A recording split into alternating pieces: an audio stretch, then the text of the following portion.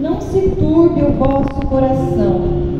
Credes em Deus, credes também em mim. Amém? Somente esse versículo. É um versículo bem conhecido da igreja, que fala aqui, irmãs, para a gente ver somente em Deus, para a gente só confiar somente nele, né? E deixarmos tudo aquilo que nos entristece para trás. Mas muitas das vezes nós não conseguimos. E é onde nosso coração se entristece, é onde nós ficamos ali, né, parecendo que a gente está numa tempestade, num dia nublado. E a palavra do Senhor fala: não turbe o vosso coração. Mas muitas das vezes, a tribulação, muitas das vezes a falta de compreensão, muitas das vezes a dificuldade financeira, a dificuldade às vezes no lar, tira essa paz, né? E o nosso coração fica entristecido. Então, nesta noite, a palavra do nosso Deus para nós é para nós não turbar, para nós não entristecer por nada. Uma coisa que nos entristece muito é quando você confia em alguém e aí você leva tipo uma rasteira.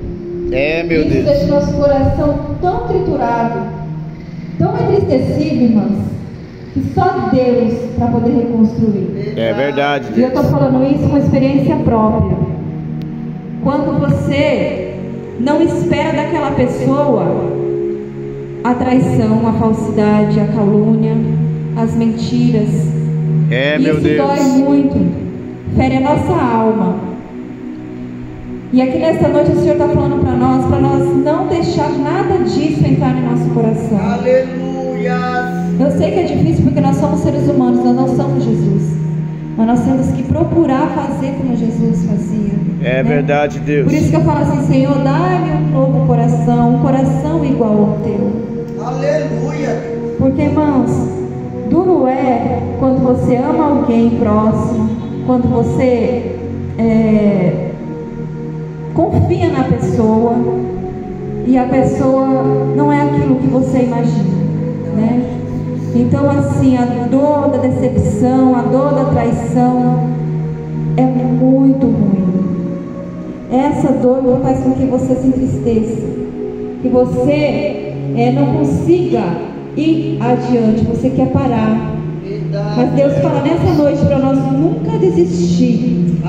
Sempre ali com o coraçãozinho ali, às vezes entristecido, mas buscando ao Senhor e falando: Senhor, eu não vou turbar o meu coração. Glória a Deus. Porque o Senhor é o meu Deus, o Senhor é fiel para tirar toda angústia. Às vezes, irmãs, demora 1 ano, 2 anos. É verdade. Já passei vários processos assim. E um deles foi citado até aqui ontem pelo meu esposo. Quando a gente foi embora daqui de Santos para o Paraná, eu sou aquela pessoa que eu chego na obra e se o pastor vai me dando oportunidade, eu vou fazendo. E quando nós chegamos ali, a igreja é bem de frente com a minha casa, é só eu atravessar a rua. E eu cheguei e comecei para os cultos, ia na escola dominical, e em todos os cultos frequente. E ali com pouco tempo o pastor começou a ver que eu era frequente. O pastor ele só vai te dar cargo quando ele vê que a pessoa é frequente, que a pessoa é firme ali, né, nos pés do Senhor Jesus. E isso criou uma certa inveja, um certo ciúmes da minha cunhada, porque ela está lá há anos, mas é aquela crente assim, que ia aos domingos, às vezes nem aos domingos não ia, né? E quando ela viu que eu estava no conjunto das crianças, eu estava na intercessão, eu estava na equipe de louvor, né, ela começou a ter um certo ciúmes de mim. E eu ali toda inocente, mas fazendo campanha para ela se fortalecer, pedi para a menina colocar ela no nosso conjunto, né, para ela fazer parte. E aquilo, eu não sei, foi crescendo algo dentro dela. E aí o inimigo criou uma situação. Eu orei, mas não vigiei, né? Aí coisa de meninos, dos meus filhos, o Vitor era pequenininho, dela também. Aí os dois lá se encrencaram. E aí ela me mandou um áudio bem desaforado, né? Aí quando o Vitor chegou, eu falei: Vitor, você falou isso que a tua tia tá falando? Ele: eu não falei, mãe. Eu falei: você não falou, então nós vamos lá e você vai falar para ela que você não falou. Mas quando eu cheguei lá, irmãs, eu não devia ter ido. quando eu cheguei lá, o filho dela falou que não falou e tal, e ele falando que não falou. E aquilo, nós duas foi ficando nervosa, mas em nenhum momento eu avancei nela. Até porque o meu tamanho e ela é bem forte, né? E aí ela pegou pelo meu braço e colocou para fora do portão. Aquilo assim foi tão duro para mim, igreja, tão duro, que eu assim sofri um pacto. Uma pessoa que você estava orando, fazendo campanha às madrugadas, te expulsar da casa, né? E ali eu fui embora, comecei a chorar. O meu esposo estava aqui em Santos e eu liguei para ele chorando, né? E eu não acreditava que ela tinha feito aquilo. E aí ele estava procurando casa aqui. E aí ele falou assim: amor, eu vou te buscar para passar uns dias aqui. E assim ele fez, me buscou para passar uns dias, mas o meu coração estava entristecido. E aí eu ia passar, ia ter um congresso, eu ia estar louvando nesse congresso.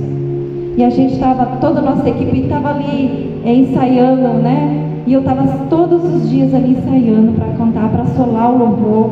E aconteceu isso, me deu uma tristeza tão grande. Porque assim, ela não ligou só para o meu esposo. Como foi algo que aconteceu na casa dela, não teria por que eu ir para a igreja, né? E aí ela levou para o pastor. E aí foi aquela, sabe, aquele mal-estar. E eu fiquei mal. Aí eu cheguei na igreja e falava com o pastor. E graças a Deus, isso para mim é uma bênção. E aí ele falou assim para mim, eu falei: pastor, aconteceu isso, não foi bem como ela contou, mas o senhor pode tirar todos os meus cargos. Eu aceito, né, ficar bom, porque eu errei. Ela errou, mas eu também errei. Porque eu não devia ter ido lá tirar essa situação, né? E aí ele olhou para mim e falou assim: irmã, eu não vou tirar você de nenhum cargo, você vai poder continuar louvando sim no conjunto, né? Mas eu já não queria mais, mas eu me senti tão mal com as palavras que ela falou palavras que, sabe, entram profundamente no nosso coração. Então, muitas vezes, aquela pessoa que você acha que nunca faz algo para você de mal, faz. E aí é nesse momento que o nosso coração se entristece. É nesse momento que a gente parece que está no dia nublado. E aí a minha mente ficou ruim, meu coração, eu só chorava, porque eu não acreditava naquilo. E aí ele foi, me buscou, eu vim aqui, fiquei 15 dias. E ele estava na igreja. Todos os dias eu levantava e orava ao Senhor. E ele falava assim: amor, vamos voltar para cá. Eu falava assim: tá bom, mas eu não conseguia me livrar daquela dor. E um dia ele saiu para trabalhar, eu comecei a andar na costa. Saí da igreja e andando lá na costa foi a primeira vez que eu ouvi a voz de Deus. E olhando assim o apartamento, olhando assim a casa, e Deus falou assim para mim, bem claro, eu nunca esqueço. Eu descendo na costa, Deus falou assim: você vai voltar, filho. Mas ainda não. Ainda você tem que ir lá para resolver, para você voltar. Olha para mim. E pelo meu esposo já vinha logo, né? Aí eu falei para ele: amor, eu vou voltar. E aí voltei lá. Eu sei que ela teria que me pedir perdão, mas eu falei: eu que pedi perdão, né? E era culto de Santa Ceia no domingo, mas meu coração estava tão apertado, que eu não queria mais louvar, eu não queria ir para a igreja, eu me senti envergonhada, né? Mas foi algo assim que, por isso que a palavra fala: orar e vigiar. Eu orando, fazendo campanha, e uma brechinha que o inimigo viu, fez todo esse estrago, né? Aí ficou minha outra cunhada que eu tinha como irmã, liguei para. Aí ficou do lado da irmã, aí a minha sogra, e foi aquele fervo todo. E aí eu fiquei muito triste. E aí, quando chegou na Santa Ceia, ela estava sentada assim, ela sempre sentava no último bloco. E aí eu estava ali orando, eu falei assim: Senhor, eu sei que ela me machucou por a atitude que ela fez e pelas palavras que ela me falou, mas eu já sei que eu vou pedir perdão.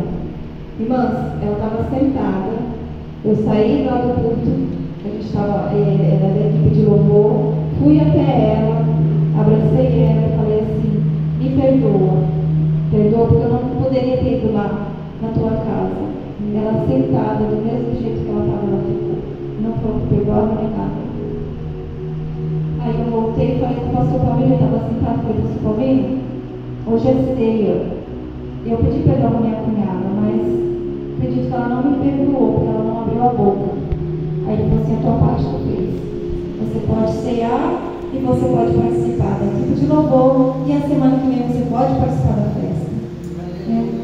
Então, assim, eu quero dizer que Deus, Ele sempre nos honra e nos capacita. Mesmo a gente sendo falho, né?